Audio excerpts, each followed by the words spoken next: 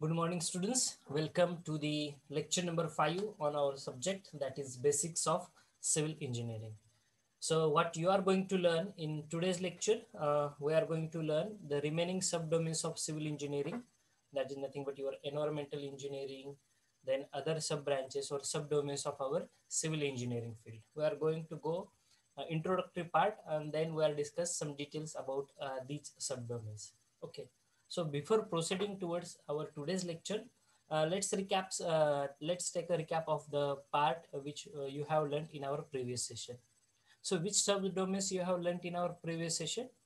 That is nothing but your structural engineering, that is design of the structural elements, slab, beam, and column. Then in the second half, you have gone through the geotechnical engineering, that is study of the soil, behavior of the soil under changing and the loading conditions. Then next subdomain we have gone through is our foundation engineering. That is the again I can say a parent or a parallel branch of your geotechnical engineering. Okay, that is totally dependent on the soil properties. Then we are going to decide what kind of foundation that we require for that particular construction purpose. Okay, and then last subdomain that we have gone in our previous session is nothing but our transportation engineering. Correct? Fluid mechanics and transportation engineering. So in the fluid mechanics, we have gone through the study of the water, that is the matter which can flow, the matter which can flow. Okay.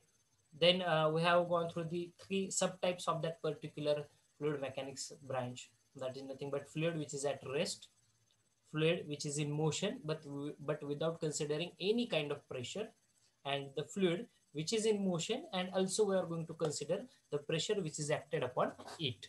Okay, and then we have gone through the our next subdomain, that is nothing but your transportation engineering. So transportation engineering is what?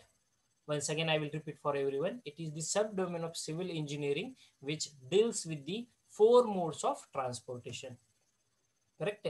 So what are these four modes of transportation? Your roadways, your railways, waterways, and the airways. So basically, transportation engineering deals with the design, analysis, construction, and maintenance of these four modes of transportation. Okay. So that is the last subdomain which we have gone through. So let's begin our particular session with the next subdomain of our civil engineering field. We called it as a environmental engineering. Now this word will give you some idea about this particular subdomain, that is environmental engineering. Okay. Now if you look at this word, you are familiar with this word, environmental engineering. Environment means what? आपल्या सभोवतालचं वातावरण. Okay, so what does it consist of? As far as our civil engineering branch is considered, which part we are going to include? आपण कुठला part include करणार आहोत? ठीक आहे. So in the environmental engineering, basically it deals with the water supply and disposal of wastewater. Water supply and disposal of wastewater. It also deals with the role in our pollution controlling. Okay, whatever the pollution which is going to happen in the nature, it may be your sound pollution, it may be your water pollution, it may be your air pollution, whatever the category of the pollution which is happened in our environment. Okay, so that we are going to deal in our environmental engineering subject. So as far as this environmental engineering subject is considered, we are going to know about three subdomains basically of this environmental engineering. ठीक आहे. या environmental engineering मध्ये आपण काय study करणार आहोत? First part असणार आहे water supply, that is drinking water. Okay, so what physical parameters which we should know about the drinking water? आता तुम्ही घरामध्ये पाणी पिता, त्या पाण्याचे काय गुणधर्म असले पाहिजेत? Okay, you are familiar with the word, that is pH of the water. Okay, pH of the water. So apart from the pH, what are the different physical properties? Apart from the pH, what are the different physical properties of the water? Its turbidity, their chloride content which are present in the water, fluoride content. Okay, then so whatever the sediments or what can I say, some smaller particles, impurities which are present in the water, It may be your drinking water or it may be your waste.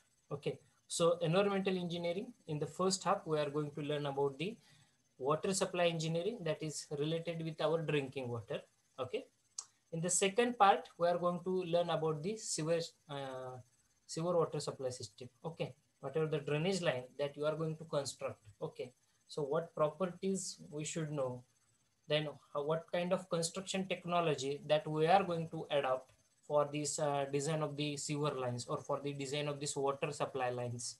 And in the last half we are dealing with the solid waste management. Okay, now waste is the biggest problem, correct? In the India generally, in millions of tons of the waste is being generated. It may be your plastic, it may be your garbage, any kind of waste. Okay, so converting that waste into the best material, converting that waste into the best material, that is what we are going to focus in our solid waste management. In which way we can properly manage our solid waste, whatever the waste which has been generated through the industries or through your home, in which way we are going to treat it and we are going to use it for the betterment of the mankind. Okay, so let's begin with this. Environmental engineering, now you should be familiar with that. It is the subdomain or sub branch of civil engineering which deals with the water supply and disposal of the wastewater. It also plays an important role in the pollution control. So whatever the pollution which is going to happen, in which way we are going to cure that particular pollution, how can we prevent that pollution. Okay, so that we are going to learn about. Just a minute, dear students.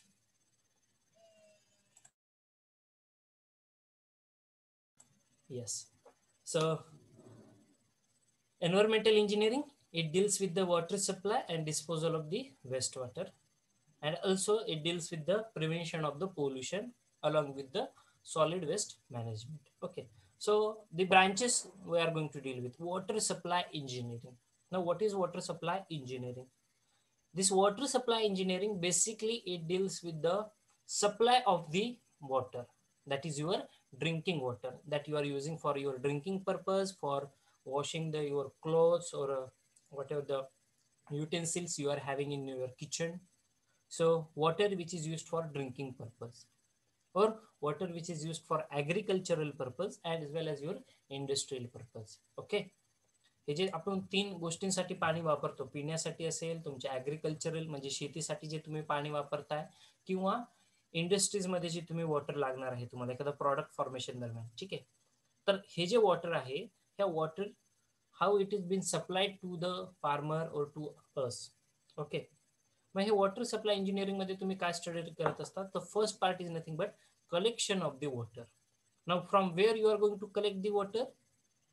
You are going to collect the water from the dams or from the reservoir. जे काही तुम्ही धरण बांधलेलं असेल किंवा एखादं नदी असेल, त्या नदीतून तुम्ही वॉटर कलेक्ट करणार आहात. ठीक आहे, after collecting the water we are going to store it. You can store it in the dams, reservoir, canal, through the और एनी मीडियम. ठीक आहे, then you are going to treat that water. आता जे तुम्ही water treatment plants बघितले असतील यापूर्वी, म्हणजे जिथं जलशुद्धीकरण केंद्र, बघा प्रत्येक शहरामध्ये गावामध्ये तुम्ही जलशुद्धीकरण केंद्र बघितलं असेल, तर काय केलं जातं या जलशुद्धीकरण केंद्रामध्ये? नदीतून किंवा धरणातून जे काही पाणी आलेलं असेल, हे पंपिंग स्टेशन्स असतात. आता आपल्या इथे जे कोणी लोकल आहेत पंढरपूरमध्ये, इथे गोपाळपूरला बघायला भेटेल तुम्हाला, विष्णुपदापाशी आपल्याकडे पंपिंग स्टेशन आहे. म्हणजे चंद्रभागेतलं जे काही पाणी असेल हे पंप आउट केलं जातं, लिफ्ट केलं जातं. लिफ्ट केल्यानंतर ते जलशुद्धीकरण केंद्रापर्यंत पोहोचवलं जातं थ्रू दी पाईप्स. कशा पद्धतीने पोहोचवलं जाणार आहे ते? Through the pipes. ठीक आहे, पोहोचवल्यानंतर जिथे जलशुद्धीकरण केंद्र आहे त्या ठिकाणी हे पाणी स्टोअर केलं जातं. स्टोअर केल्यानंतर त्या वॉटरवरती ट्रीटमेंट केली जाते. ट्रीटमेंट केली जाते म्हणजेच काय रे, तर त्यामध्ये जर काही डेब्रिज असतील, काही इम्प्युअर मटेरियल असेल, ठीक आहे, काही जे पाण्यामध्ये घाण आहे किंवा इम्प्युअर मटेरियल आहे, ते वॉटरमधून रिमूव्ह आउट केलं जातं. ठीक आहे, कारण हे नदीचं पाणी आहे, त्याच्यामध्ये मे बी एखादा केमिकल मिसळलेलं असू शकतं किंवा इतर काही इम्प्युरिटीज ऍड झालेल्या असू शकतात. So what we required a pure drinking water. Correct आहे, म्हणजे पाणी ड्रिंकिंग वॉटर जर बनवायचं असेल, so you should have a good treatment for that particular water. तुम्हाला त्या पाण्यावरती काय करावी लागते, ट्रीटमेंट करावी लागते. ठीक आहे. मग ते जलशुद्धीकरण केंद्रामध्ये तुम्ही बघितलं असेल वेगवेगळे ट्रीटमेंट प्लांट्स असतात की ज्यामध्ये पाण्यावरती ट्रीटमेंट केली जातं आणि ते पाणी पिण्यायोग्य बनवलं जातं. म्हणजे त्याचा पीएच इन बिटवीन 6 to 8 असणार आहे, that is suitable for Mankind. ठीक आहे. किंवा त्याच्या इतर काय फिजिकल प्रॉपर्टी त्यातल्या ज्या इम्प्युरिटीज असतील त्या इम्प्युरिटीज रिमूव्ह केल्या जातात आणि त्या पाण्याला पिण्यायोग्य बनवलं जातं. ठीक आहे. सो आधी collection of the water first step, second step त्याचं स्टोअर करणे, स्टोरेज, त्यानंतर आहे त्याच्यावरती ट्रीटमेंट करणे, ट्रीटमेंट केल्यानंतर ते वॉटर जे आहे सप्लाय करणे, ट्रीटमेंट झाल्यानंतर जे शुद्ध पाणी असणार आहे हे पाणी तुम्हाला नळापर्यंत येतं. मग कसं येतं, तर त्यासाठी तुमच्या परत वॉटर सप्लाय लाईन्स असतात, बरोबर आहे. नद्या तुम्ही बघितलं असेल शहरातून पाण्याची पाईपलाईन जातीये, ते एखाद्या विभागाला जोडलेली असते, त्यानंतर ती तुमच्या घरापर्यंत कनेक्ट केलेली असते. ठीक आहे. सो वॉटर ट्रीट झाल्यानंतर तो वॉटर सप्लाय करणे आणि सप्लाय केल्यानंतर त्याचा ड्रिंकिंग किंवा इंडस्ट्रियल यूजसाठी वापर करणे. ठीक आहे. सो या सिक्वेन्समध्ये first is collection of the water, first step, second is storage, then treatment, then it's supply, and that is used for your drinking or for your industrial use. So that is nothing but water supply engineering. Okay. It also deals with the construction and maintenance of the treatment plants. As I said earlier, पाणी जर शुद्ध करायचं असेल तर त्यासाठी आपल्याला जलशुद्धीकरण केंद्र लागणार आहे. मग हे जलशुद्धीकरण केंद्र कोण बांधत असतं, तर सिव्हिल इंजिनियर असतं. ठीक आहे.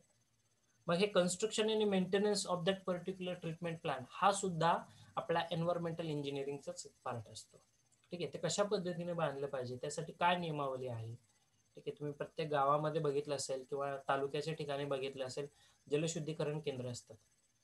कारण नदीचं जे पाणी आहे ते शहरामध्ये जर पिण्यासाठी जर तुम्ही सोडत असाल, सप्लाय करत असाल, तर ते वॉटर आधी ट्रीटमेंट झाली पाहिजे त्या वॉटरवरती.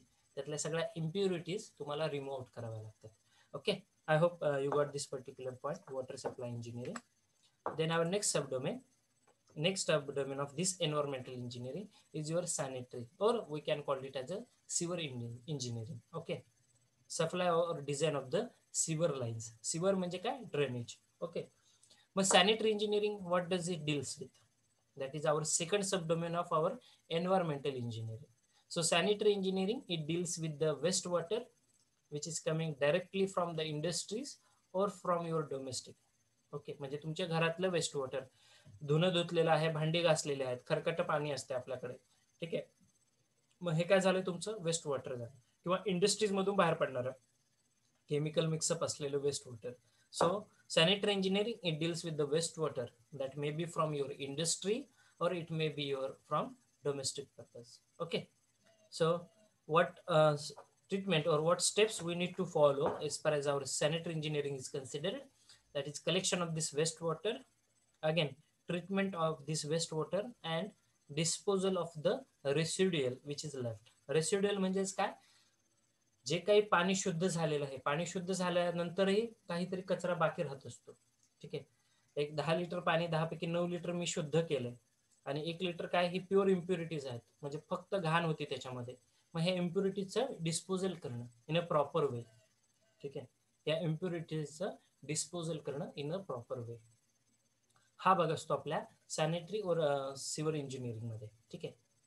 इंडस्ट्रीतलं वेस्ट वॉटर ट्रीट करणे, ते पिण्यायोग्य बनवणे, किंवा ते अगदी शेती किंवा तुम्ही इथं बघितलं असेल त्याचं एक चांगलं ॲप्लिकेशन मी सांगतो तुम्हाला.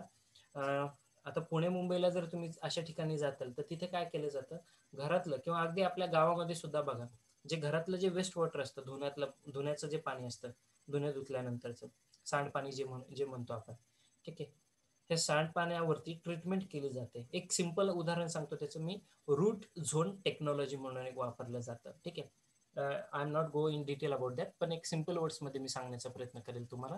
What is root zone technology, तर यामध्ये काय केलं जातं, आता तुम्ही हॉटेल्समध्ये वगैरे बघितले असतील तुमच्या घराच्या आसपास, तर हे हॉटेलमधलं जे सांडपाणी असतं, ठीक आहे, एखादा पदार्थ तयार केल्यानंतर किंवा तिथलं वेस्ट वॉटर, ह्या वॉटरवरती ट्रीटमेंट केली जाते. कशा पद्धतीने ट्रीटमेंट केली जाते, ते एका स्पेसिफिक मॅनरमध्ये फ्लो असतो त्या वॉटरचा, सिवर वॉटरचा, आणि त्यानंतर हे वॉटर जमिनीमध्ये म्हणजे त्या वॉटरच्या ते पाणी जिथं सोडलेलं आहे तिथं झाडांची लागवड केली जाते. ठीक आहे. झाडांची लागवड करून काय केलं जातं, कशा प्रकारची झाडं, लाईक युअर एक्झाम्पल मी सांगतो तुमचं कर्दळीचं फुल, जे तुम्ही लाल कलरचं फुल बघितलं असेल आपलं, ठीक आहे, गणपती वगैरे देवाला आपण वाहतो, ठीक आहे, मंदिरात गेल्यानंतर कर्दळीचं फुल. मग किंवा तुमचे आळूचं पान तुम्ही बघितलं असेल, काय होते ते वेस्ट वॉटरवरती ते तुमचं प्रॉडक्ट तयार होते. मग हे काय करतं, तर त्या पाण्यातले शुद्ध घटक जे आहेत ते शोषून घेतले जातात त्या मुळांद्वारे, रूट झोन टेक्नॉलॉजीमध्ये. त्या पाण्यातले शुद्ध घटक शोषून घेतले जातात आणि बाकीचं वेस्ट तसंच राहतं बाहेर. ठीक आहे, मग हे बाकीचं वेस्ट तुम्ही डिस्पोज करू शकता, त्याच्यावरती प्रॉपर ट्रीटमेंट करू शकता. ओके, हे एक सिंपल एक्झाम्पल झालं वेस्ट वॉटर ट्रीटमेंट कशा पद्धतीने केली जाते. आपल्या डोमेस्टिक जर गावाकडचं जर उदाहरण घ्यायचं झालं तर तुम्ही आळूची पानं तुम्ही बघितली असेल, आपल्या वेस्ट घरातलं जे पाणी सोडलं जातं धुण्यातलं वगैरे, त्या वॉटरवरती बेसिकली तुम्हाला हे झाड आलेलं बघेल. किंवा कर्दळीचं फुल, आपल्या पुण्यामध्ये खूप छान गार्डन आहे जे पूर्ण वेस्ट वॉटरवरतीच त्यांनी तयार केलेले आहे, जिथे असे छान असे कर्दळीची फुलं आहेत. ठीक आहे, नरे विभागात जर कधी कुणी गेलं, ठीक आहे, तर तिथे तुम्हाला ते बघायला मिळेल. ठीक आहे, so that is the example. आता ही जी काय वेस्ट आहे, ही वेस्ट हे जे वेस्ट असणार आहे तुमची, ती सॉलिड वेस्ट जर असेल, म्हणजे जर तुमचा घन कचरा असेल, प्लास्टिक बॅग्स आहे वगैरे, तर त्याची ट्रीटमेंट ही वेगळ्या पद्धतीने असणार आहे. ती आपण आपल्या पुढच्या भागात बघणार आहोत. ठीक आहे, ओके, हो. So let's move ahead towards this third sub branch of our environmental engineering, that is nothing but environmental pollution. Now this is the thing of concern. हे काळजी करायचं कारण आहे, because every day in India we are going to generate lots of waste. खूप सारं waste generate होते भारतामध्ये, plastic असेल, गार्बेज असेल, इतर काही. ठीक आहे, मोठ्या प्रमाणामध्ये कचरा निर्मिती होते भारतामध्ये, काहीतरी मेट्रिक टन्स मध्ये तुमच्याकडे कचरा तयार होतोय भारतामध्ये. मग या कचऱ्याची विल्हेवाट कशी लावणार, हा एक सगळ्यात मोठा प्रमुख प्रश्न आहे, बरोबर आहे. आणि या कचऱ्यामुळे काय होतंय, so it deals with the pollution which is going to occur. मग त्यामध्ये वॉटर पोल्युशन असेल, पाण्यामध्ये काही इंडस्ट्रीचे वेस्ट केमिकल्स मिक्सअप होत आहेत, ते झालं वॉटर पोल्युशन, दूषित पाणी. एअर पोल्युशन, तुमच्या हवेमध्ये दूषित घटक मिसळले जातात. म्हणजे काय होतंय, इंडस्ट्रीमधून जो धूर बाहेर पडत असतो, एखादा प्रॉडक्ट तयार केल्यानंतर तुम्ही बघितलं असेल, मोठमोठे टावर्स असतात ज्याला चिमनीज असं म्हटलं जातं. ठीक आहे, या इंडस्ट्रीज मधला जो वेस्ट धूर जो असतो, एखादा प्रॉडक्ट तयार केल्यानं हा धूर डायरेक्टली ॲटमॉस्फिअरमध्ये मिक्सअप होतो, तुमच्या हवेमध्ये मिसळला जातो. So that leads to air pollution. Correct आहे. त्यानंतर आहे नॉईज पोल्युशन. नॉईज पोल्युशन तुम्ही बघितलं असेल, वेगवेगळ्या गाड्यांद्वारे नॉईज क्रिएट होतोय. ठीक आहे, unwanted sound. What is noise, जर तुम्हाला नॉईज या शब्दाचा जर कोणी अर्थ विचारला, noise is nothing but unwanted sound. Unwanted sound, so noise pollution. त्यानंतर आहे लँड पोल्युशन. उगाच काहीतरी एक सुंदर असं लँड होतं, त्याला तुम्ही कट केले, तिथली झाडे वगैरे कट केली आणि ते असं ओसाड माळरान तयार झालेलं, हे काय, इट क्रिएट्स लँड पोल्युशन. तिथली जी सुपीक जमीन आहे ती नापीक होणार आहे. ठीक आहे, so in environmental engineering, as far as this pollution is considered, we are going to deal with these four typical types of the pollutions which are occurred in the nature. That is your water pollution, air pollution, then noise pollution, and the land pollution, in which we are going to see their causes, काय कशामुळे हे pollution occur होतंय, and the remedial measures, म्हणजे हे pollution तुम्ही कशा पद्धतीने prevent करू शकता. Okay, so that is all about the pollution which is going to happen. These are the some treatment plants that you can see in the first picture. Okay, here it is the one of the biggest treatment plant that we are having. Okay, as I said earlier, तुम्ही प्रत्येक तालुक्यामध्ये किंवा गावामध्ये एखादं जलशुद्धीकरण केंद्र बघू शकता. ठीक आहे, पाण्यावरती ट्रीटमेंट कशी केली जाते, हे एक मोठं पिक्चर आहे मोठ्या सिटीमधलं. त्यानंतर जे नेक्स्ट पिक्चर तुम्ही बघताय, हा बघा, हा रोड कन्स्ट्रक्ट केलेला आहे, एक गाडी व्हेकल ट्रॅव्हल होते. आता रोडमध्ये जर बघताल तर काय होते, पावसाचं पाणी खूप साचतं. ज्यावेळेस पावसाळा असतो, पावसाचं पाणी साचल्यामुळे रस्ता खराब होतो, किंवा त्या पाण्याला वाहण्यासाठी कुठलीही वाट नसते. ज्याला ड्रेन्स ज्याला म्हटलं जातं, ठीक आहे, साईड ड्रेन्स कन्स्ट्रक्ट केले जातात रोड कन्स्ट्रक्शनमध्ये. म्हणजे रोडच्या लगत तुम्ही छोटंसं असं गटर बघितलं असेल, सिम्पल असं. ठीक आहे, पण बहुतांशी वेळेस काय होतं, रोड कन्स्ट्रक्शन बरोबर झालं नसल्यामुळे ते पाणी बराच काळ रोडवरती साचून राहतं. मग ज्यावेळेस ते रोडवरती साचून राहतंय त्यावेळेस काय केलं होतं, ते रोडचे जे डिफरंट लेयर्स आहेत, म्हणजे तुमच्या खडी असेल, वाळू असेल किंवा माती असेल, याचे जे लेयर्स असतात रोडचे, ठीक आहे, तर त्या लेअर मधून हे पाणी जमिनीमध्ये मुरलं जातं. त्या लेअर मधून हे पाणी मुरलं जातं, की ज्यामुळे तुमच्या रोडची लाईफ ही खराब होऊ शकते. यासाठी रोड कन्स्ट्रक्शन मध्ये आजकाल ही टेक्निक वापरली जाते. याला म्हटलं जातं परफोरेटेड पाईप्स, जे तुम्हाला ह्या रोड जो आहे याच्या रोडच्या आतमध्ये सुद्धा बघायला भेटतील, रोडच्या क्रॉस सेक्शन मध्ये. आणि हे पाईप्स असे बाहेर बनत असतील. म्हणजे काय होते, जर रोडवरती जर पाणी आलंय तर ह्या पाईप्सद्वारे हे कलेक्ट केलं जाते. ठीक आहे. एखादा खूप हेवी रेनफॉल झालाय, गटारी थ्रू किंवा त्या गटारीला हे परफोरेटेड पाईप्स कनेक्ट केलेले असतात. ठीक आहे. रोड कन्स्ट्रक्शन मध्ये तुम्हाला अशा पद्धतीने वॉटर पाईप्स बघायला भेटतील. कॉन्क्रीटचे पाईप्स असतील तुमचे, ठीक आहे, किंवा पीव्हीसी पाईप्स तुम्ही युज अप करू शकता. यानंतर आहे जी आपली नेक्स्ट सब डोमेन आहे आपल्या एन्व्हायरमेंटल इंजिनिअरिंग मधली, ती आहे तुमचं solid waste management. As I said earlier, in India there is generation of huge quantity of the garbage or solid waste I can say, ज्याला तुम्ही घन कचरा असं म्हणता. आता बघा, कचऱ्यामध्ये ओला कचरा, सुका कचरा. आपल्याकडे घंटागाडी येते कचरा गोळा करण्यासाठी, बरोबर आहे. त्याच्यामध्ये 2 पार्ट्स केलेले असतात त्यांनी. ओला कचरा वेगळा असतो, सुका कचरा वेगळा असतो. तर काय केलं जातं, ह्या ओला कचरा असेल किंवा सुका कचरा असेल त्याच्यावरती प्रक्रिया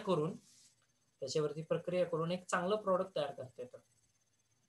आता भारतामध्ये मेन एजेंडा जो आहे as far as this solid waste management is considered is nothing but conversion of the waste into the best material. What is that? Conversion of the waste material into the best material. चांगल्या material मध्ये त्याचं conversion करणं. ठीक आहे. तुम्ही बघितलं असेल biogas generation, biogas तयार होणे हा काय वेस्ट मटेरियल पासून तयार करते ना. ते कचरा साचवला जातो, त्याच्यावरती ट्रीटमेंट करून मग तो बायोगॅसची निर्मिती तयार केली जाते. गावाकडे तुम्ही बघितलं असेल. ठीक आहे. Biogas generation, that is one type of the good technology that we have developed for the solid waste management. ठीक आहे. सो सॉलिड वेस्ट मॅनेजमेंट मध्ये घन कचरा व्यवस्थापन किंवा वेस्ट जे असणार आहे त्याचं व्यवस्थापन. So what does it deals with? It deals with the collection of the solid waste. जो काही कचरा असेल तो कलेक्ट करणे through the different methods of collection. Then classification of this solid waste as per their properties. म्हणजे ओला कचरा आहे, हा सुका कचरा आहे, किंवा हे गार्बेज आहे, त्यानंतर ते इंडस्ट्रीतलं वेस्ट वॉटर आहे, त्यामध्ये ह्या प्रकारचे केमिकल्स असू शकतात. ठीक आहे. जनरली आता जर तुम्ही एखाद्या गोळ्या तयार करण्याच्या जर कंपनी जाताल, फार्मास्युटिकल कंपनीजमध्ये, तिथे तुम्हाला त्यांचाच प्लांट बघायला भेटेल जिथे प्रॉडक्ट तयार होते, गोळ्या तयार होतात, मेडिसिन्स, त्याचंच त्यांचा तिथे वॉटर ट्रीटमेंट प्लांट असतो. ठीक आहे. किंवा एखाद्या इंडस्ट्रीजमध्ये तुम्ही बघू शकता तिथे असू शकतो. त्यानंतर आहे next part in solid waste management. We are going to deal with the reuse of this waste and recycling of the waste for the betterment of mankind. And then last is nothing but its disposal. कशा पद्धतीने तुम्ही त्याची विल्हेवाट लावता. Okay. So at the last we are going to learn about the applications of this environmental engineering. Okay. Applications of this environmental engineering. What are the applications? First is nothing but design of the water और waste water treatment plants. ज्या 2 आपण branches पाहिल्या होत्या, सब branches पाहिल्या होत्या, water treatment plant आणि waste water treatment plant. Okay. So design of the water and the wastewater treatment plants, that is the first application. Second application, construction and maintenance of the water supply or wastewater supply lines. Construction of water supply and wastewater supply lines and their maintenance. Then collection of the solid waste and recycling and reuse of this particular waste. So that is all about the introductory part of our environmental engineering. आपल्या second or third chapter, I think, we are going to go in detail about such things. Okay. So that is the next subdomain. Still, once again, I will repeat, if you have any query, any doubt with yourself, please put it in the chat box. I will resolve it. जर कुठला भाग समजला नसेल, understand झाला नसेल, तर तुम्ही मला विचारू शकता. त्यानंतरची जी नेक्स्ट सबडोमेन आहे आपली water resource engineering. Okay. The name indicates its meaning. Okay. Water resource, water resources. Resource म्हणजे काय रे? माध्यम. वॉटर रिसोर्सेस पाण्याचं माध्यम. मग पाण्याचे कुठले कुठले माध्यम आहेत तिथे? So water resource engineering it deals with the development of water resources, पाण्याचे माध्यम त्याचं कन्स्ट्रक्शन करणे. So what are this water resources? Like your dams, as I said earlier, धरण, then your lakes, open wells or bore wells or canals. These are the sub water resources through which you can collect the water and then you can distribute it. Okay, through which you can collect the water and then you can distribute it. Previously what we have discussed in your environmental engineering, पाण्याचं शुद्धीकरण किंवा पाण्यावरती काय treatment केली जाते. पण हे पाणी कुठल्या माध्यमातून गोळा होत आहे? सो वॉटर रिसोर्स, रिसोर्स म्हणजे काय तर माध्यम. कुठल्या माध्यम आहेत वॉटरचे? So development of this water resources like your dams, your lakes, canals, your open wells, bore wells, this or your रिझर्वायर्स. Okay, म्हणजे नदी मोठे. These are the some water resources through which you can collect the water and then you can distribute that particular water for the domestic purpose, for the industrial purpose, or for your agricultural purpose, that is for your cultivation. So what is water resource engineering? Water resource engineering is the subdomain or sub branch of civil engineering which deals with the development of water resources as like your dams, your lakes, open wells, bore wells. It also includes the collection of the water through these resources, या माध्यमातून water collect करणे, and then distribution of the water for your domestic purpose, for your industrial purpose, and for the cultivation purpose. Okay. So what are the applications of this our water resource engineering? Development of water resources at the right place. Development म्हणजेच काय रे? Construction of the dams, construction of the your reservoirs or your whatever the weirs, small canals. Okay, गावाकडे तुम्ही बघितलं असेल कालवा. Okay, so development of these water resources, construction of these water resources at the right place, योग्य ठिकाणी. That is very important, so that you can supply that water or you can distribute that water along the huge population, or it can cover up a huge populated area. Okay, then capacity of the dam to be determined. If you want to construct a dam, that you have to determine the capacity of that dam, so that this branch will help you. Okay, water resource engineering, how does it? So capacity of the dam, at first you should know what is capacity of the dam. डॅमची capacity म्हणजे काय? तर dam मध्ये, ठीक आहे, एखाद्या धरणामध्ये किती पाणी साठवून तो ठेवू शकतोय. प्रत्येक डॅमला स्वतःची कॅपॅसिटी असते. आता महाराष्ट्राबद्दल जर बोलायचं झालं, आपल्या महाराष्ट्र राज्याबद्दल, तर महाराष्ट्र राज्यामध्ये 5 सर्वाधिक मोठे डॅम्स आहेत. ठीक आहे, या 5 मध्ये आहे सगळ्यात मोठं डॅम जे आहे, जे कॅपॅसिटीवरती जर तुम्ही कन्सिडर करताल, तर ते आहे आपलं उजनी धरण, जे सोलापूर जिल्ह्यामध्ये आहे. टेंभुर्णी इंदापूर रोडवरती तुम्हाला बघायला भेटेल उजनी धरण, ज्याची कॅपॅसिटी आहे जवळपास 110 TMC, 105 ते 110 TMC. आता TMC या शब्दाचा अर्थ काय होतो?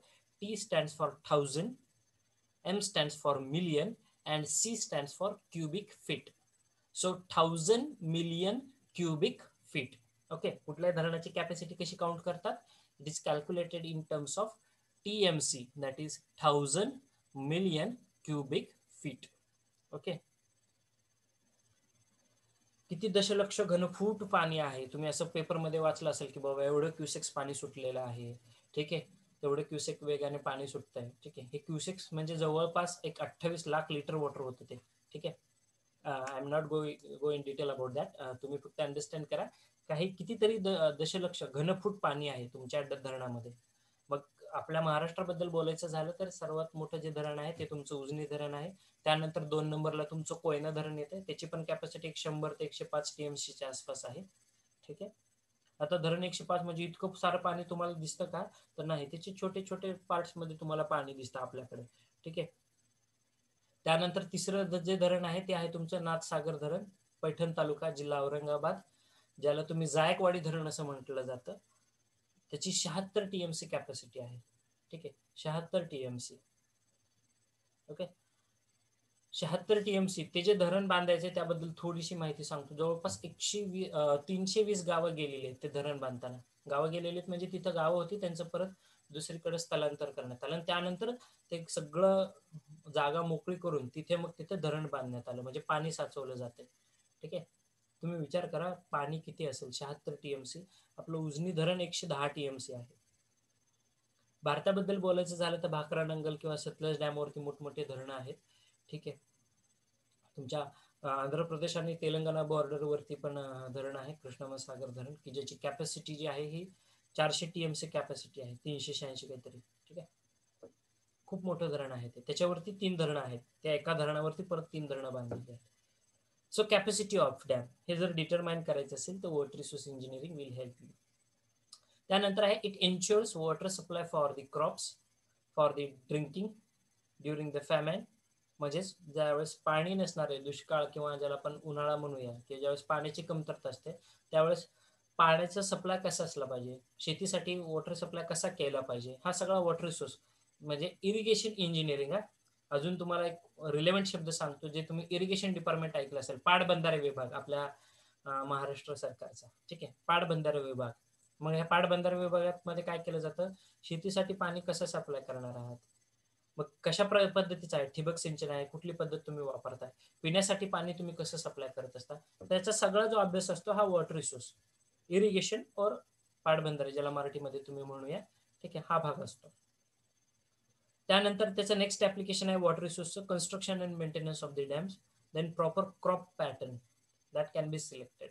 कुठलं पीक घेणे, जर पाण्याचा जर सप्लाय कशा पद्धतीने, पाण्याचा सप्लाय ज्या पद्धतीने असेल त्या पद्धतीने तुम्ही पीक घेता. ठीक आहे. So in water resource engineering, we are going to deal with the development of these water resources. Once again, I will repeat, that is construction of your water resources. Which are your resources of the water? Your dams, your lakes, reservoirs, canals, weirs or these borewells. अगदी तुमची विहीर असू द्या ज्याच्यामध्ये तुम्ही पाणी साचवता आणि त्यानंतर ते शेतीसाठी वापरत असता. ठीक आहे.